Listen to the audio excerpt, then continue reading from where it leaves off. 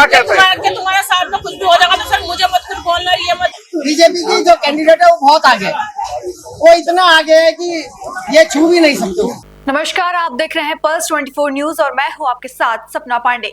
आज देहरादून नगर निगम चुनाव के दौरान वार्ड नंबर 65 में भाजपा प्रत्याशी श्रीमती विजय लक्ष्मी के समर्थक सक्रिय रूप से उनके चुनाव प्रचार में जुटे हुए हैं। उनके समर्थक गली गली जाकर लोगों से वोट मांग रहे हैं और क्षेत्र में भ्रमण कर चुनाव प्रचार में जुटे हैं। इस दौरान हमारे संवाददाता भूपेंद्र भट्ट ने वहां उपस्थित उनके समर्थकों से बातचीत की। इस बातचीत में उनके समर्थकों ने कई अहम मुद्दे उठाए और पूर्व निर्वर्तमान पार्षद पर गंभीर आरोप भी लगाए। क्या है ये आरोप, इस रिपोर्ट में देखिए। नमस्कार, मैं पल्स 24 न्यूज से भूपेंद्र भट्ट। आइए, वार्ड नंबर 65 भाजपा की प्रत्याशी विजय लक्ष्मी गुड्डी देवी जी के जो है सारे समर्थक जो है आज लोगों जन जन उनका संपर्क अभियान है। आइए जानते हैं, सबसे मिलते हैं और उनसे जानते हैं कि कैसी तैयारी है और क्या उनको लग रहा है इस बार उनकी जीत कितनी उनकी सुनिश्चित है। नमस्कार, आप बताइए आपका शुभ नाम? अच्छा, ये बताइए तो फिर इस बार क्या लग रहा है आपकी जो प्रत्याशी है जीतेंगी? हाँ, जीतेंगी। किस आधार पर? हमें पता चल गया है, सब उनका ही चर्चा है, हर जगह वही है और अच्छा। कोई दिखाई नहीं दे रहा, जल्दी सब बाद में आ रहे निकल के।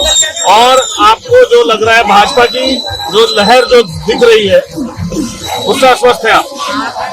अच्छा, तो ये बताइए तो क्योंकि अभी तो हम आपके कैंडिडेट नहीं है यहाँ पर मौजूद, तो आप उससे शायद उनका स्वास्थ्य खराब है शायद, तो ये बताइए कि इन 5 बिंदुओं पे इस बार आप जनता से अपना वोट मांग रहे हैं इस वार्ड के, आप बताएं।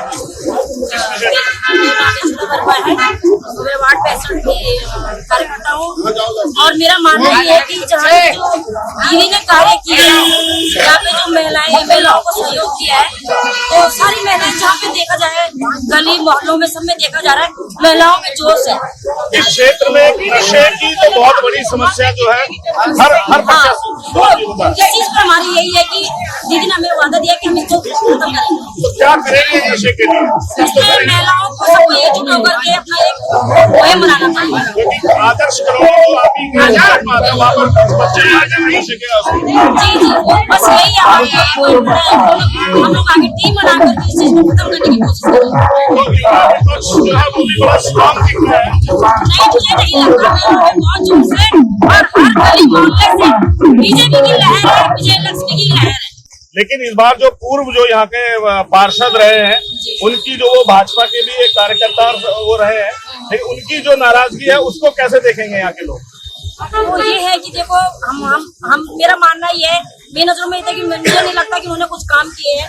ये झूठे वादे, झूठे वो करना, जनता को वो घुमाना, मेरा मानना ये कि औरत सबसे ज्यादा काम कर सकती है। लेकिन उनका तो सीधा सीधा आरोप विधायक जी के ऊपर है कि और भाजपा के बड़े बड़े नेताओं पे जो है वो कह रहे हैं कि मुझसे पूछा नहीं गया, मैं भाजपा का एक सक्रिय कार्यकर्ता भी था तो मुझसे बात की जा सकती थी। नहीं, मैं आदर्श कॉलोनी से हूँ, पार्ट 1 से और पार्ट 2 से, और क्या नाम, हमारे यहाँ पे लाइट पानी कुछ नहीं था। आज वहाँ पे जो भी है विधायक जी की देन है। तो मुझे ये लगता है कि मेरे मोहल्ले के लिए किया है, तो जहाँ जहाँ उनका क्षेत्र पड़ता उन्होंने सब जगह के लिए कहा। तो नरेश रावत जी क्यों इस बात के लिए कह रहे हैं? मतलब वो कहते हैं कि मैं तो बीजेपी का कार्यकर्ता था और मुझे क्यों नहीं मुझसे पूछा गया? जनता उनसे नाराज है।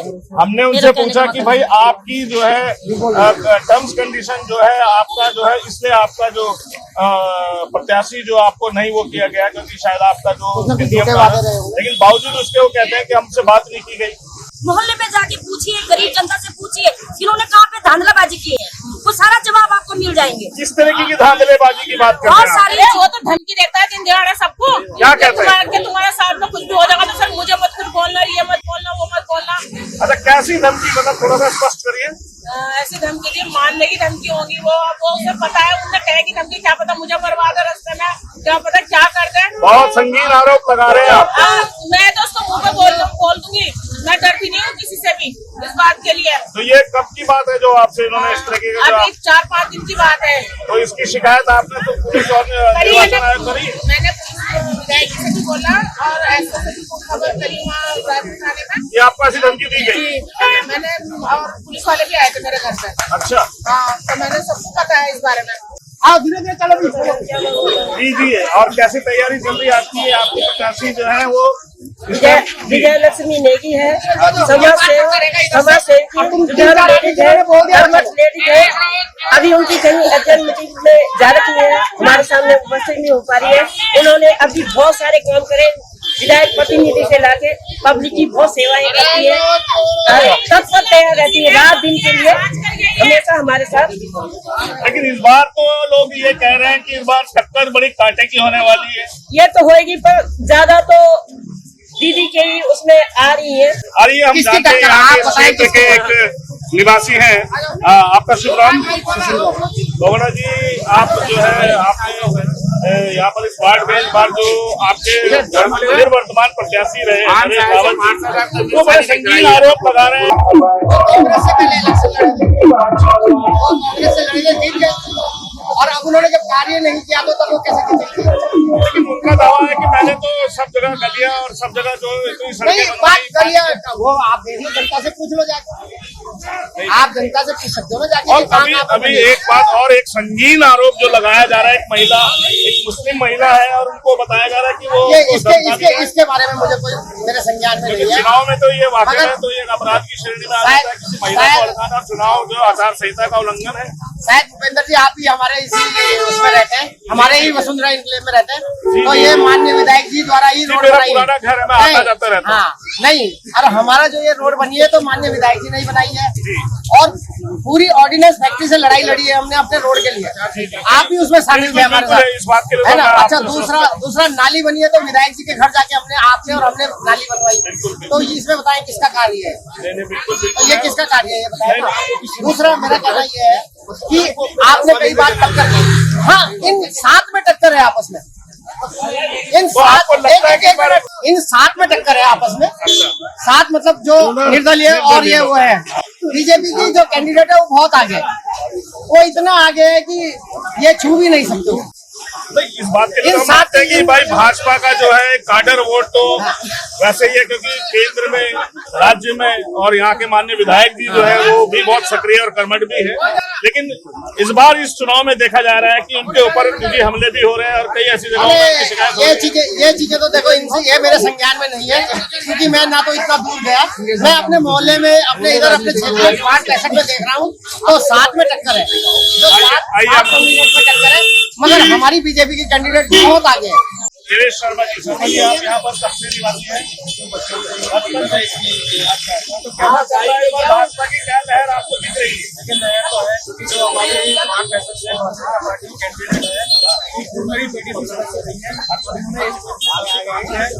मैं जानना चाहूंगा कि यहाँ पर इस क्षेत्र में हमारा पहल जन संवाद से जो पल्स 24 का न्यूज सर्वे कार्यक्रम हमारा चल रहा है, वार्ड नंबर 65 में हमने यहाँ पर व्यापारियों से बात की। व्यापारी ने बोला कि यहाँ चोरियां हो जाती हैं, कोई भी सीसीटीवी कैमरे नहीं लगाए गए। सुलभ शौचालय की इस क्षेत्र में जरूरत है, आबादी बढ़ रही है, सत्यापन अभियान जो है बहुत ढिलाई से चल रहा है। तो ये सारे ऐसे मुद्दे हैं जिन मुद्दों की अनदेखी यहाँ पर पूर्व में की गई है। तो उसके विषय में इस बार क्या हमें ऐसी उम्मीद करें कि भाजपा की जो हमारी प्रत्याशी यहाँ विजय होकर आती हैं तो इस प्रकार होगा कि प्राथमिकता में होगा। हमने कहा कि यहाँ पे जो आपने कहा कि बाथरूम वगैरह ये सब की जरूरत है, और वो मैं आपको बता दूं वो भी हमारी जो वार्ड 65 की प्रत्याशी है, उन्होंने वहाँ पे कंस्ट्रक्शन कर रखा है, चलो वो बनने वाला है, ऑलमोस्ट बन ही चुका है, तो वो भी एक समस्या है जो सॉल्व हो चुकी है। दूसरा आपने कहा सीसीटीवी कैमरे वाला जो पॉइंट है, अगर आप देखेंगे यहाँ पे ऑलरेडी इंडिविजुअली सबकी दुकानों में आपको कैमरे देंगे और पकड़ने आए भी हैं, और कई बार हमने रिपोर्ट भी की है। सीसीटीवी कैमरे तो व्यक्तिगत लोगों ने लगाए हैं, लेकिन नगर पालिका, नगर निगम के क्षेत्र में व्यापारी लोग इस बात से तो बहुत ज्यादा खासा परेशान है ना। वो तो व्यक्तिगत लगाएंगे, तो ऐसा कुछ प्राथमिकताओं में होगा आपका? ये बिल्कुल जो आपने बात बोली बिल्कुल सही बोली कि चोरी की घटना यहाँ पे काफी बड़ी है, ऐसे बिल्कुल। और कैमरे भी लगाने की बात उनके उसमें है, जो ऑब्जेक्ट है प्रत्याशी जो है हमारी वार्ड 65 की, वो कैमरे भी लगेंगे यहाँ पे। और जो ये घटनाएं चोरी की हुई है उनके संबंध में रायपुर में तहरीर लगातार जाती है, वहाँ पे कार्रवाई भी होती है। तो आपकी क्षेत्र की वार्ड नंबर 65 के अंतर्गत आती है। अच्छा, तो क्या प्राथमिकताएं हैं इस बार, किन मुद्दों पे आप अपनी जनता से वोट मांग रहे हैं अपनी दीदी के लिए, जो हमारी विजय लक्ष्मी जी के लिए भाजपा की प्रत्याशी? मतलब बहुत टाइम से मैं दीदी के साथ हूँ। जब दीदी बीडीसी मेंबर थी, जबकि दीदी ने बहुत सारे काम कराया था। दीदी ने बिना पद पे रहते हुए भी बहुत सारे काम करवाए। हाँ, दीदी जिस समय मतलब पद पे नहीं थी तब भी लोगों ने बहुत सारे बोला, दीदी ने सबका सहयोग किया। वादे तो सभी करते हैं। नहीं, दीदी खड़े वादे नहीं करती। दीदी जो वादे करती दीदी उन वादों पे खड़े उतरती।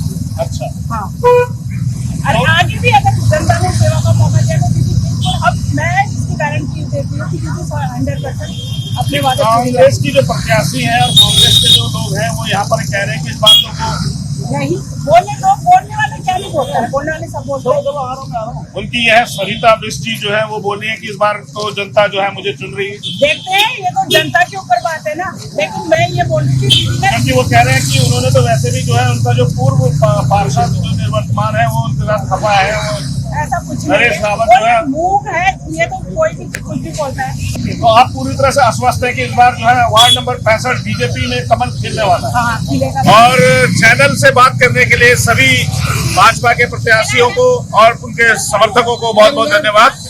भूपेंद्र भट्ट, वार्ड नंबर 65, रायपुर विधानसभा क्षेत्र। धन्यवाद। निकाय चुनाव से जुड़ी सारी अपडेट्स के लिए बने रहिए पल्स 24 न्यूज के साथ।